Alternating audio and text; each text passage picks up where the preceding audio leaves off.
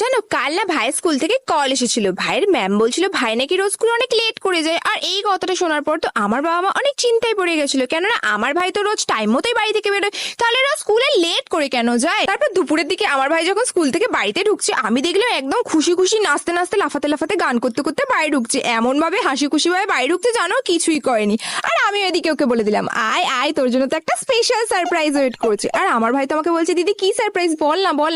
আমি তো বলছি দাঁড়া, এক্ষুনি তো তুই নিজেই জানতে পেরে যাবি। আর ওইদিকে আমার বাবাও তো সকাল থেকে ভাইয়ের জন্য ওয়েট করছে যে ভাই কখন স্কুল থেকে বাড়িতে ঢুকবে। আর ভাই তো বাড়িতে ঢোকাই মর্তর, বাবা ওকে নিজের কাছে ডেকে নিল। আর ভাইও বাবার কাছে গিয়ে বললো হ্যাঁ বাবা বলো। বাবা তখন বললো তুই কি জানিস আজকে তো স্কুল থেকে কল এসেছিল, তোর ম্যাম বলছিল তুই নাকি রোজ স্কুলে অনেক লেট করে যাস, কিন্তু তুই তো রোজ বাড়ি থেকে ঠিক টাইম মতো বেরোস, তাহলে রোজ স্কুলে লেট করে কেন যাস, সত্যি করে বল তুই কোথায় যাস। তখন আমার ভাই বললো আরে বাবা এইসব তুই রাস্তায় লাগানো বোর্ডটার জন্য হয়। তখন আমার বাবা বললো কি ধরনের বোর্ড, কেমন ধরনের বোর্ড। তো তারপরে আমার ভাই বললো